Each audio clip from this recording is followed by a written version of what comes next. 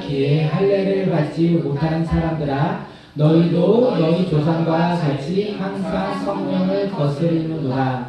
너희 조상들이 선지자들 중에 누구를 박해하지 아니하였느냐? 의인이 오시리라 예고한 자들을 그들이 죽였고, 이제 너희는 그 의인을 잡아준 자요 살인한 자가 되나니, 너희는 천사가 전한 율법을 받고도 지키지 아니하였도다 하니라. 그들이 이 말을 듣고 마음에 찔려 그를 향하여 이를 갈거늘 스데반이 성령 충만하여 하늘을 우러러 주목하여 하나님의 영광과 및 예수께서 하나님 우편에 서신 것을 보고 말하되, 보라, 하늘이 열리고 인자가 하나님 우편에 서신 것을 본가 한데, 그들이 큰 소리를 지르며 길을 막고 일제히 그에게 달려들어 성 밖으로 내치고 돌로 칠세, 증인들이 옷을 벗어 사울이라 하는 청년의 발 앞에 두니라. 그들이 돌로 스데반을 치니 스데반이 부르짖어 이르되, 주 예수여 내 영혼을 받으시옵소서 하고 무릎을 꿇고 크게 불러 이르되, 주여 이 죄를 그들에게 돌리지 마옵소서. 이 말을 하고 자리라. 아멘. 오늘도 꿈꾸는 예배 오신 모든 분들을 주님의 이름으로 환영하고 사랑합니다. 우리가 사랑하기 위해서 서로를 위해서 기도하는 공동체가 되었으면 좋겠고, 저를 위해서 더욱더 기도하는 믿음의 공동체가 되었으면 좋겠습니다. 오늘도 꿈꾸는 예배에 세 가지의 은혜가 가득 임하길 바라겠습니다. 첫째는 하나님의 영광이 이곳 우리가 드리는 이 예배 가운데 가득 임하길 바라겠습니다. 두 번째는 유일한 구원자 예수 그리스도의 이름을 우리가 그 이름만을 고백하는 믿음의 예배 시간이 되었으면 좋겠습니다. 마지막으로 주님께서 약속하신 성령님께서 우리 각자에게 불같이 임하여 성령 충만함을 받는 그런 귀한 예배가 되길 바라겠습니다. 이 세 가지를 기대하는 마음으로 우리가 이 시간에 설교를 듣는다면 하나님의 놀라운 은혜가, 하나님의 놀라운 깨달음이 우리 가운데 있지 않을까 생각합니다. 이것을 기대하시면서 바라시면서 우리 함께 말씀을 나누도록 하겠습니다. 오늘 하나님께서 우리에게 주신 말씀의 제목이 무엇이냐면 하나님의 사람입니다. 함께 제목을 읽도록 하겠습니다. 시작. 하나님의 사람. 하나님의 사람. 하나님의 사람이 과연 어떤 사람인지 오늘 말씀을 통하여 깨닫길 바라겠습니다. 저희가 어렸을 때 친구들하고 놀다가 싸우면 친구들한테 이렇게 얘기합니다. 너 제 편이야? 내 편이야? 이렇게 물어볼 때가 있지 않습니까? 우리가 친구들하고 싸우다가 화가 났을 때 주변에 있는 친구를 보고 너 확실히 정해, 제 편인지 내 편인지, 이렇게 우리가 이야기하는데 그 친구가 이렇게 얘기합니다. 나는 너 편이야 라고 이야기하면 우리는 그 친구를 어떻게 바라봅니까? 그 친구는 이제 저에게 가장 소중한 친구가 되는 거예요. 아무 이유 없어요. 내 편이라는 이유만으로 그는 이제 가장 소중한 저의 친구가 됩니다. 그런데 만약 그 친구가 분위기에 파악을 못하고 나 제 편이야 라고 말하면 우리는 그 친구를 어떻게 바라봅니까? 친구로서 바라보지 않아요. 이제부터 그는 그냥 아는 사람이다 라고 버리는 상황에 이르럽니다. 그리고 만약에 제가 사랑하는 아내에게 여보 당신 편은 누구야 하고 물어본다면 무엇이라고 대답하겠습니까? 남편이라고 대답합니까? 자녀라고 대답합니까? 아마 자녀라고, 남편보다 자녀가 나으니까 그나마 나는 자녀라고 이야기하지 않을까 생각합니다. 왜냐하면 처음에는 남편이 내 편인지 알았어요. 그런데 살다 보니까 시간이 지날수록 남편은 남의 편이구나, 이웃 편이고 저 사람 편이고 내 편은 아니구나, 우리는 그것을 깨달아 알고 있지 않습니까? 이렇듯이 우리는 누구의 편이냐, 누구의 사람 쪽에 쓸 거냐, 이것이 참 중요하다라는 생각을 많이 했습니다. 만약 우리가 하나님의 사람이고 하나님의 편이라면 하나님께서 우리에게 이 세상의 가장 친한 친구로서 우리와 함께 하시지 않을까 생각합니다. 우리가 하나님의 편이라면 하나님의 자녀가 되고 하나님의 제자가 되고 하나님의 사람이 된다는 것이 아닐까 생각합니다. 그런데 만약 우리가 하나님의 편이 아니라, 하나님의 사람이 아니라 세상의 편이라면, 세상의 사람이라면 우리는 아마 하나님과 아주 멀리 떨어져요. 그리고 혹시 하나님과 상관없는 사람으로서 우리는 살아가고 있는 것이 아닐까 생각이 되어집니다. 그러므로 오늘 우리는 모두 하나님의 편이 되었으면 좋겠습니다. 우리 모두가 하나님의 사람이 되었으면 좋겠습니다. 그러면 하나님의 편이 되고 하나님의 사람이 되는 것은 어떻게 할 수 있느냐? 시간이 지난다고 알 수 있는 것이 아니에요. 하나님의 사람이며 하나님의 편이 된다는 것은 우리가 말씀을 통해서 깨달음이 있고 그렇게 순종하며 살아갈 때 우리는 하나님의 사람이 되며 하나님의 편이 되지 않을까 생각합니다. 하나님의 사람이 되길 원하십니까? 그렇다면 오늘 세 가지의 말씀을 잘 듣고 우리가 그 세 가지의 말씀 가운데 순종함으로 살아갔으면 좋겠습니다. 첫째는 무엇이냐면 성령에 순종하는 사람이 하나님의 사람입니다. 두 번째는 성령이 충만한 사람입니다. 마지막으로 세 번째는 용서하는 사람이 하나님의 사람이라는 것입니다. 성령에 순종하는 사람, 성령이 충만한 사람, 용서하는 사람이 바로 하나님의 사람이 아닐까 생각합니다. 오늘 말씀을 통하여 하나님의 사람이 어떤 사람인지 깨닫고 깨달은 말씀을 통하여 우리가 교회에서, 가정에서, 직장에서 하나님의 사람으로서 순종하며 살아가는 믿음의 공동체가 모두 다 되었으면 좋겠습니다. 제가 이렇게 말씀을 준비하면서 걱정이 하나 들기 시작했어요. 무엇이냐면 세 가지를 기준으로 말씀 본문을 작성하다 보니까 평소보다 2배가 써지더라고요. 그래서 오늘은 길게 가지 않고 지난번에 길게 가다가 낭패 본 경험이 있어서 중간에 끊을 거예요. 드라마 보면 1편 보고 2편 보면 2편에 기대함이 있듯이 오늘 말씀을 듣고 우리가 다음 주에 더욱더 기대함이 있었으면 좋겠습니다. 오늘 하나님의 사람 첫 번째만 나누도록 하겠습니다. 하나님의 사람 첫 번째가 무엇이었죠? 성령에 순종하는 사람입니다. 성령에 순종하는 사람이 과연 어떤 사람인지 우리가 본문을 통해서 반대의 경우에요. 이 사람들은 성령에 순종하지 아니하는 사람들의 모습을 통하여 우리는 반대로 성령에 충만한 사람, 성령에 순종하는 사람이 어떤 사람인지 보도록 하겠습니다.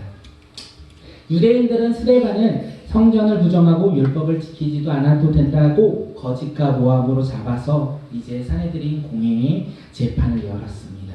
우리가 이거 너무나 잘 알고 있어요. 계속 나눴기 때문에. 스데반은 그거에 대해서 두려워하거나 분노하지 않고 자신의 이야기를 변론하기 시작했다는 것입니다. 성전이 부정한 것이 아니라 성전을 우상시하고 있는 지금 유대인들 너희들이 잘못하고 있어. 그리고 하나님은 사람이 만든 성전에만 계시는 분이 아니라 세상 어디에든 계시는 분이야. 그리고 율법을 지키지 않아도 된다고 내가 말한 것이 아니라 율법이 있기 전에 너희들의 행함이 있기 전에 아브라함에게 요셉에게 그리고 모세에게 하나님이 부르셨고 그 부르심에 대한 믿음이 있었어. 그리고 그 믿음에 대해서 순종함이 있었어. 율법을 지키지 않는 것이 아니라 율법을 지키기 이전에 하나님을 향한 믿음이 중요해.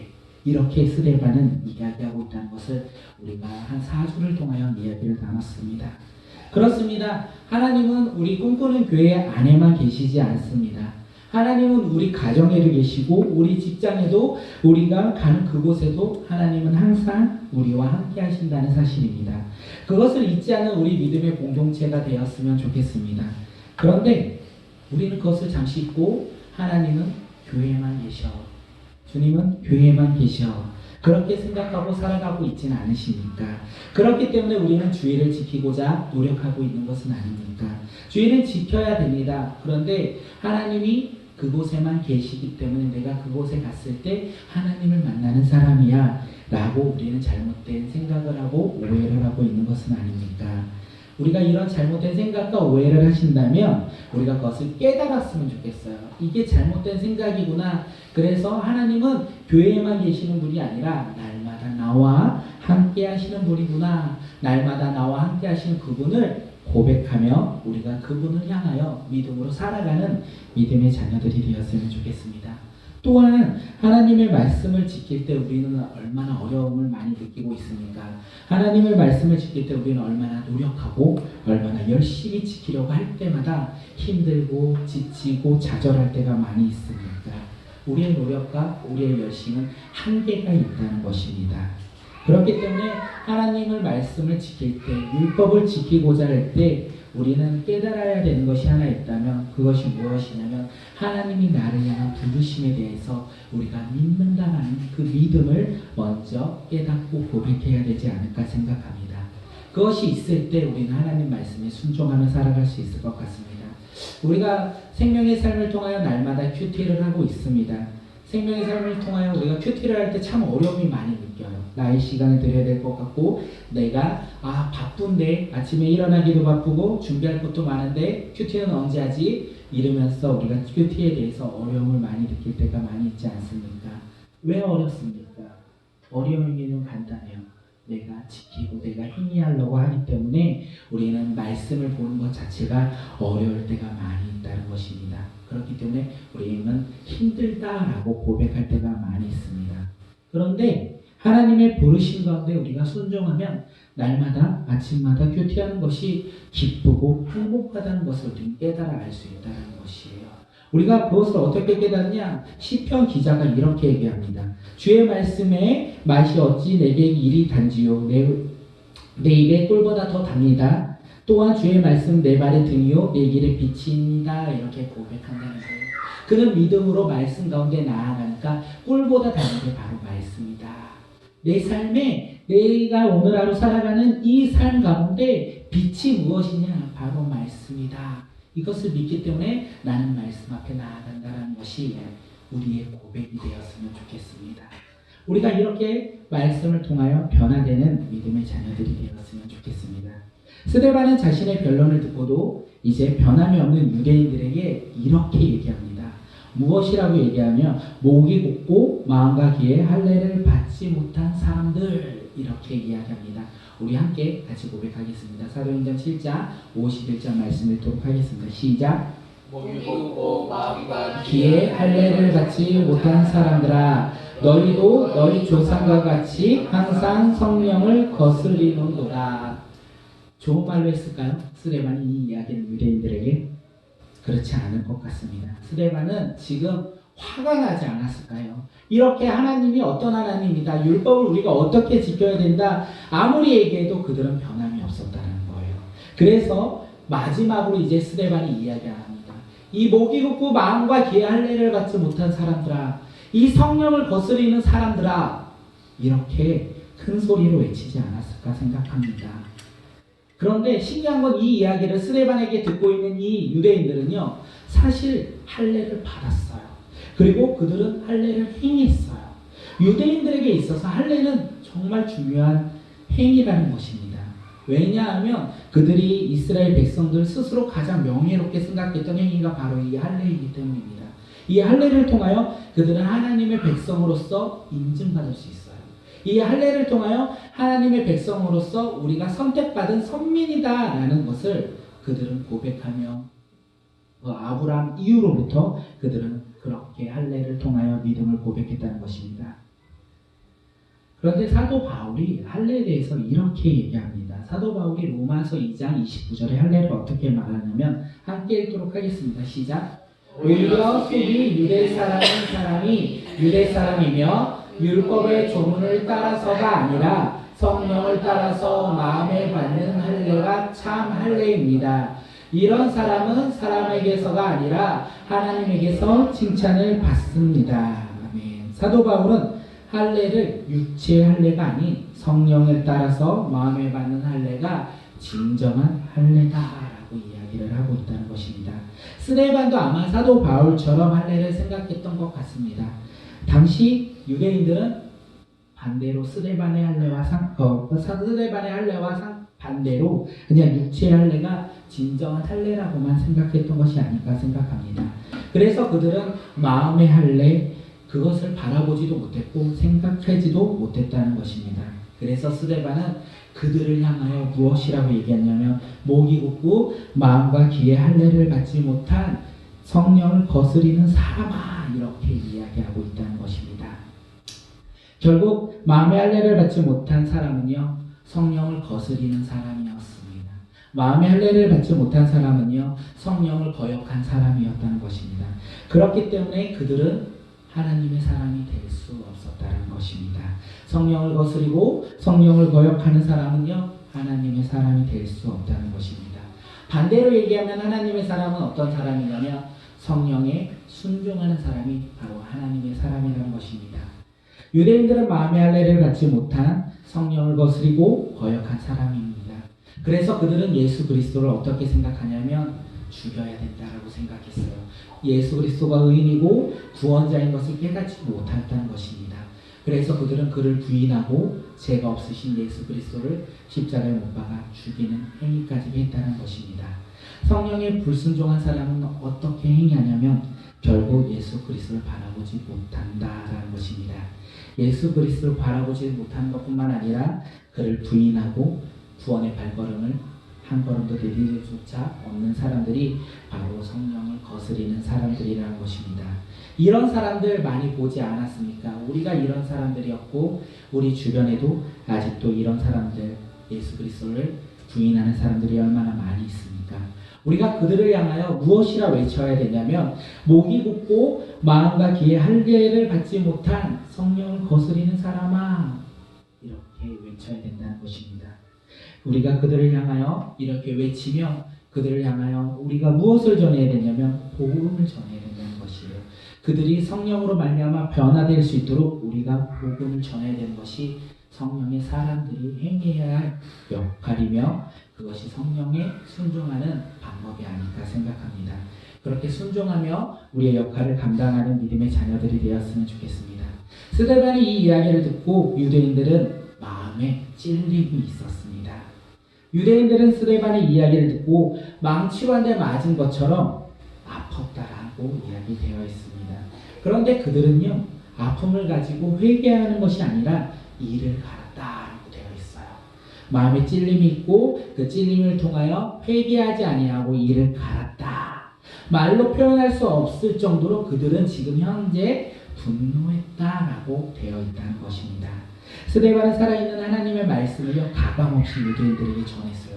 자기네 목숨을 담보로 그냥 막 전했다는 것입니다.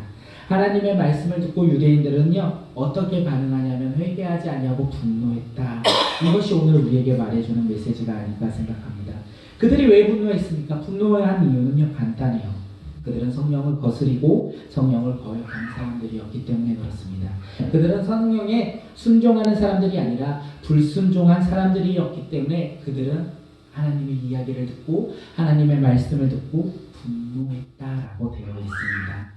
그런데 참 신기하게도 이렇게 분노하는 사람들이 있는가 반면에 예수 그리스도의 복음을 듣고 변화되는 사람들 또한 있다라는 것입니다. 우리 함께 사도행전 2장 37절 38절 말씀 읽도록 하겠습니다. 시작. 그들이 이 말을 듣고 마음에 찔려 베드로와 다른 사도들에게 물어 이르되 이제들아 우리가 어찌할꼬 하거늘 베드로가 이르되 너희가 회개하여 각각 예수 그리스도의 이름으로 세례를 받고 제사함을 받아 그리하면 성령의 선물을 받으리니. 베드로의 설교를 들은 많은 사람들이 자신들의 죄를 깨달았습니다. 그리고 그들은 고백해요. 무엇이라고 고백하냐면 우리가 어찌할꼬, 자신들이 어떻게 해야 될지 모르는 상황까지 이르렀다는 것입니다. 걱정하는 그들에게 베드로가 이야기합니다.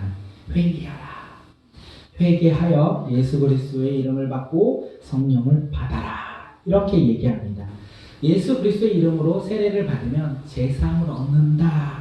그 얻음으로 말미암아 너희에게 새로운 선물이 예수 그리스도의 성령의 선물을 하나님께서 우리에게 주신다는 것입니다. 많은 사람들이 베드로의 이 설교를 듣고요, 이 이야기를 듣고 그대로 순종했다는 것입니다. 그리고 그들은 변화되어 어떻게 되었냐면 예수 그리스도의 제자가 되었다는 것입니다. 한 부류는요, 마음에 찔림을 있어서 그들은 회개하지 않으려고 분노해서 결국 예수 그리스도를 계속 부인하는 삶을 살았고요. 한 무리는요 마음에 찔림이 있어 회개함으로 말미암아 그들은 예수 그리스도의 제자가 되었다는 것입니다. 하나님의 사람은 하나님의 말씀에 순종하여 성령의 선물을 받을 때 기뻐한다는 사실입니다. 하나님의 사람은요 성령을 거스리거나 거역하지 않고 하나님 그 성령에 순종하는 사람이라는 사실입니다. 하나님의 말씀을 듣고 있는 우리는 어떤 찔림을 받고 계십니까? 이것이 우리에게 또다시 주는 메시지가 아닐까 생각합니다. 우리가 이 시간 말씀을 듣고 찔림이 있다면 우리는 두 가지로 반응할 수 있다는 것입니다. 첫째는 분노이고요. 둘째는 회개입니다.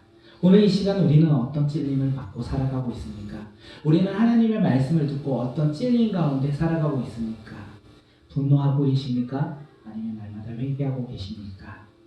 이것이 우리에게 하나님의 말씀이 아닐까 생각합니다. 그런데 우리는 분노도 회개도 아니할 수 있어요. 그것이 무엇이냐면 우리 가운데 무감각이라는 죄가 가득할 수도 있다는 것입니다. 그것이 다른 말로 말하면 하나님을 향한 예수 그리스도를 향한 분노가 바로 무감각이 아닌가 생각합니다. 오늘 우리는 회개하는 자들이 되었으면 좋겠습니다.